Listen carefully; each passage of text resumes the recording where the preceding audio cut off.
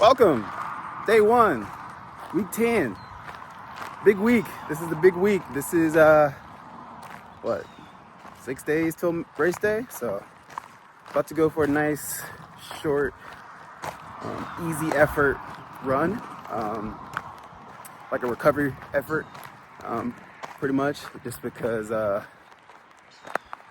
yesterday I did a bike ride 60 miles and I ran earlier in the day as well prior. So today's just a nice recovery effort. I don't need to do anything I'm not burning any matches today. Just keep it nice, keep it chill. And literally just a recovery run. And yeah, taper week, race week, big week, fun week. Yeah, let's just do what we can and, train.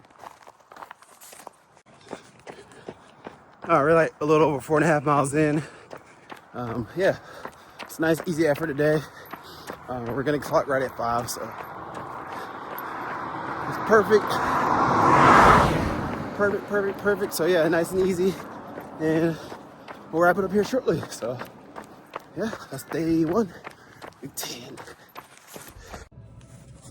All right. Also, just welcome back. Also, at the gym now, doing some more recovery. I got on the compression boots here. I just had some kava. Yeah. So we're just recovering. Today, doing what we can. I'm actually finished up now, but yeah, doing what we can. Taking care of the body and whatnot. So yeah, that's day 1. Tomorrow, I'm probably gonna run with the Morning Miles Run Club. And do, I don't know which route yet, either 3 or 5. But that'll be day 2. But I'll pick up the camera back when day 2 actually is here. And yeah, day 1 is a wrap. All right, just left Morning Miles Run Club. Wrapped up the 5-mile loop with them. Yeah, it was nice chill run this morning. So it's day 2, and I totally forgot to record while I was running. I was running with DG Mayo. She's one of the founders of the run club. But yeah, I was running with them, group run, and it was just nice to hear from other people, good luck and well wishes on the race and stuff. So it was nice. Definitely made me feel better about this whole race thing, because I'd be lying if I said I wasn't nervous. I'm nervous about the race, but I'm ready. So yeah, totally hate that I forgot to record any clips while running, but here we are after the fact. But yeah, it was nice, chill, early morning run. And yeah, that's gonna be all for day 2 on week 10. Peace. All right, day 3 of the taper week. I guess I'll just show you, because I'm not really training today, what I'm eating today. So this is my first meal of the day. We got chicken, rice, and tortilla chips. Very staple meal for me, no matter what day it is, or no matter if I'm training or not. Very staple meal, but yeah, that's what we're having today. So today's just a full do nothing day. So we're just chilling. Taper week, baby. Trying to stay off the legs. Yeah. What we got going on, man? All right, day 5, week 10. Getting ready to go for a nice little shakeout 3-mile run here. Yeah, not much obviously has been going on this week. This is only the 3rd or 4th clip that you might be seeing in this week. Wednesday, I did forget to record, but I did go out for a nice 26-mile bike ride in the afternoon. So that was that. And yeah, so I've just been resting since Wednesday afternoon after I finished a bike ride. Thursday, which was day 4, just rested. And then today, day 5, obviously, I just want to just do it, like I said, like a quick shakeout run, because I haven't ran since day 2 of this week, which was Tuesday. So I just want to make sure that the legs still work. Of course they still work, but just shake them out, you know. That's all. That is all. But yeah, I'll wrap up, or I'll come back to the camera whenever this run is done. So it's only 3 miles, so it'll be pretty be over pretty quick. Yeah. All right, just finished the 3-mile shakeout run. Making some lunch now. I'll tell you one thing, dude. Carb loading sucks. The amount of food or carbs like I've eaten already, like this morning and then yesterday, and then the amount of carbs I have to eat today and tomorrow, like it's just like enough. Like I feel full. Like just from the carbs alone. It's probably my least favorite part of the taper. Like I like the eating part, but like the amount, I don't know. So I've just been trying to, honestly, been drinking a lot of my carbs in the form of orange juice and cherry juice. So yeah, that's how I've been trying to get it in, as well as like eating like rice and fruit and stuff. But a man can only eat so much rice before I resort to sour candy. Yeah, no, but that's just what's going on today. Like I said, I'm cooking now. Literally making ground beef. Literally just gonna have ground beef and rice. For lunch here, bodybuilder or marathon prep? Looks the same. With the beef and rice. Yeah, that's what we got going on today.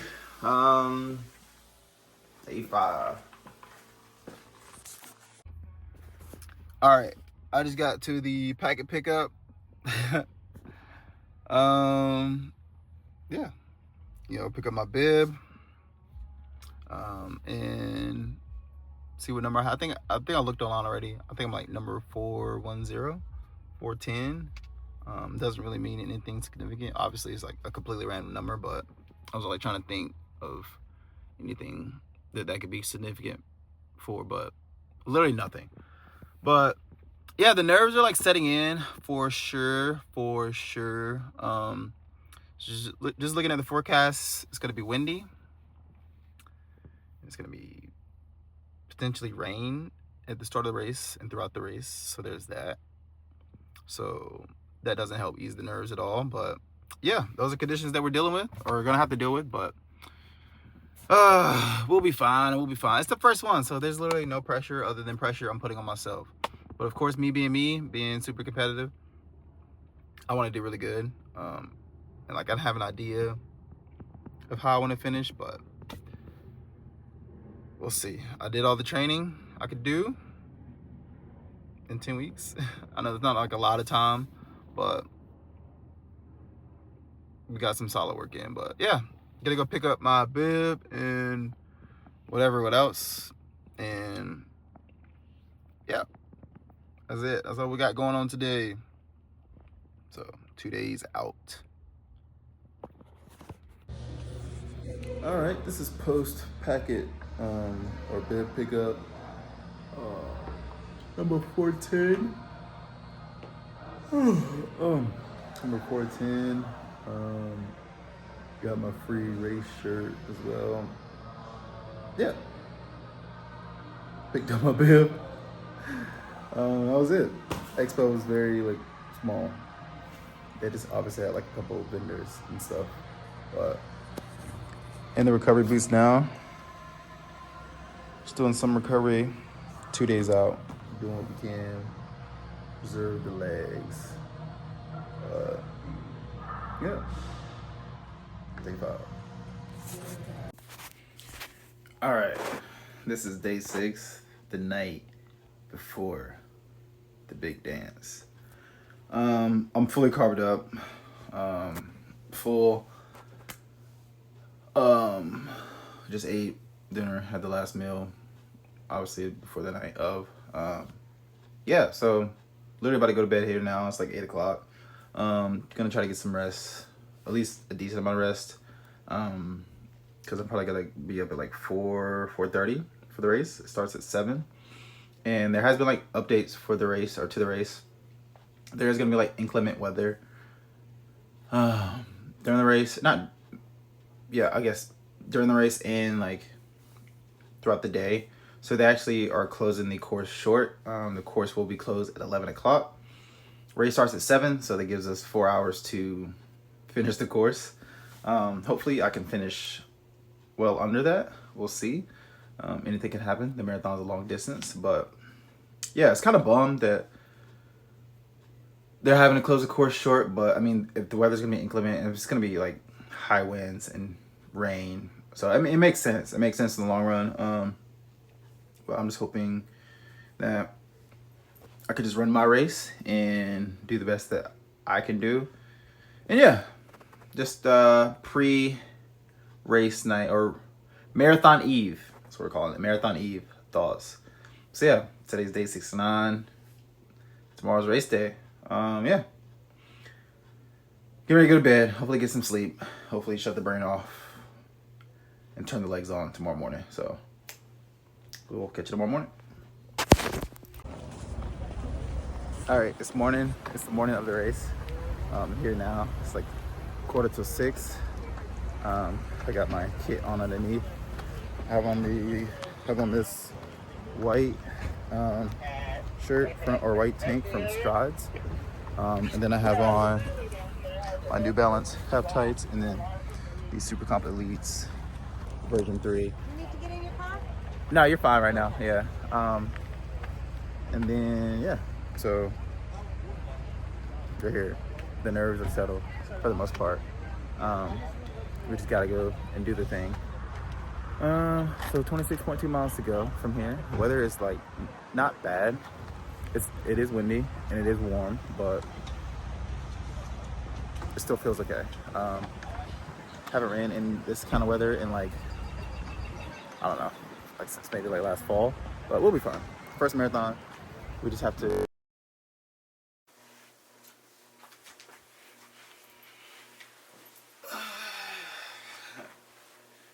Tobacco Road Marathon DNF. Let's talk about it. On the day, it was 65 degrees, hot and humid. Okay, this sounds dramatic. Yeah, on the day, it was 65 degrees, hot and humid. A little bit different conditions than we were used to training in, for sure. Was training in 40-degree weather all winter. Because of course we're training in the winter, and the race is the middle of March. Yeah, so in summary, we DNF'd the race. I'll go through how it felt, what leaded up to me DNFing the race. So yeah, got to the race, got a parking pass, which we'll definitely be doing for any race now going forward, because it just helped a bunch. You know, you parked right by the start, right by the porta potties, like it was convenient. Got there early enough to where I could stretch, do everything that I needed to do. I went to the bathroom 4 times in like 30 minutes. Just nervous, just nerves. In the morning of, I had like some toast, peanut butter, and a banana. And then I had a bottle of the G1M Sport from BPN. Then I had a mix of the Gatorade Endurance. They have like an endurance line as well with their powder supplement. So I had like 2 bottles of that. Had 1 bottle with the, like when I ate. So race start was at 7. I woke up at 4, and so I had the toast, had electrolytes at that meal, or the endurance powder at that meal. Yeah, so that was that. I like rarely got any sleep. Obviously, not gonna get that much sleep the night before a marathon, but I got great sleep, like nights leading up into the marathon, which I guess is most important, because you don't want a lack of consistency in your sleep quality. But yeah, like I said, morning of the race, hot and humid, and whatnot. So got to like the start corral, met up with a few of the people from the run club, the different run clubs at least, just people in the running community that are all in the same group or whatever. We all kind of know each other, whatnot. But yeah, grouped up with them, chatted with them pre-race, and whatnot, which is cool to see familiar faces and whatnot, and people that are also going to be sharing the course with you, which is nice. So race is about to start like 15 minutes out from the race. I take one of the BP and Go gels, the caffeinated version. So yeah, race starts, and first 2 miles are like it's kind of like progressively uphill, and then there's a split at the 2.5 mile marker where the half marathoners go this way down the trail, and the full marathoners go the other way down the trail. So I took my way, like first 10 miles, cool. First 10 miles is like downhill,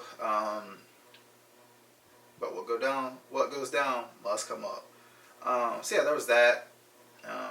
First 10 miles, I think I was holding somewhere between like 7:20 and 7:30. So we were really at a good pace, kind of for what the goal time I had in mind. I had a goal minded time of like 3:15.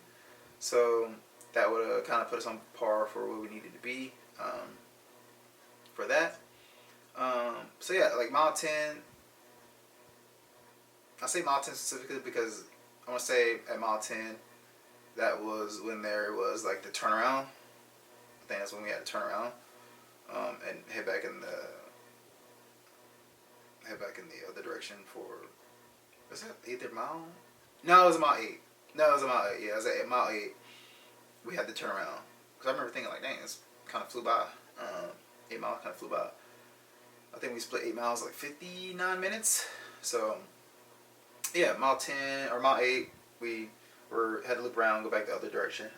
And then I just remember like, obviously, like I said, what goes down must come up. What must go up. So from there, it's like a gradual, steady incline, and you could feel it. I felt it in my quads. Just your breathing, everything. It just becomes a harder task. So yeah, so there was that. That was cool. I can't say that was cool. That was, mile 10 through 20 was just a real battle. Because like I said, we're fighting the hills for like mile, I think 10 through like 14. I don't really remember when it flattens out, but there are some portions of it where it does flatten out for sure. But whoever said the Tobacco Road Trail is flat, that is an absolute lie. I think me and a bunch of other runners kind of tested that. But yeah, these were definitely not ideal race conditions due to the like training I've done with the weather. The hills and stuff, that's totally fine. I've done hilly runs. I've ran the Tobacco Trail countless times before this race at this point, and just running other places I've ran, has hills. So the hills weren't really a problem. It's just a matter of the race conditions and everything else. So yeah, got to the point where the half marathoners had to split off because we had to do that loop as well. Yeah, so I remember cruising along. At that point, I was at like mile 15, and the pace had significantly dropped off because I was feeling just the race fatigue. And the legs were just feeling heavy. The effort was just getting harder and harder. And at that point, I just kind of like threw my goal time out the window. I was like, you know what, finishing, would just be really the goal at this point. Obviously, I didn't finish. We'll get to that. Yeah, so I remember it just being really, really hard. I was just in my head, just telling myself like, yeah, like marathons are hard. They're supposed to be hard. So just like keep going. So yeah. I remember it got to the point, I think mile 19 was the turnaround to go back and finish up, 7.2 miles ago. So in my head I was thinking, oh, we only got really an hour left of running with 7.2 miles if we keep going at this average pace that we're at. We only got an hour left. So I was like, okay, mentally I'm good. Mentally they're good. And then I remember getting to mile 20, and I was like, okay, we're getting along. And then I remember mile 20 and a half. was mile 20 and a half. Mile 20 and a half. Between mile 20 and a half, like mile 20.6, was when I passed out. And yeah, so at that point, mile 20 and a half, I passed out, and Cody, from one of the founders from the Morning Miles Run Club, which is also was a part of, found me. And I'm glad that he did, because I was obviously out of it. So he brought me to EMS. EMS transported me to the emergency room, and then from the emergency room, I was severely dehydrated. Like I said, these conditions were just not optimal or ideal for what I was used to. And it definitely did take a toll on me, but after a couple of days in the hospital, I'm out. I was just like severely dehydrated. My muscles were just completely exhausted. And they held me in there just to get my fluid levels right, get my body functioning right. And they didn't want to release me until they felt I could be released, because my body was just like in so much shock and stuff, which I don't blame them. Of course, I wanted to get out like as soon as I realized like I was okay, everything was gonna be okay. But my levels were definitely still elevated, and they had to wait for them to get down.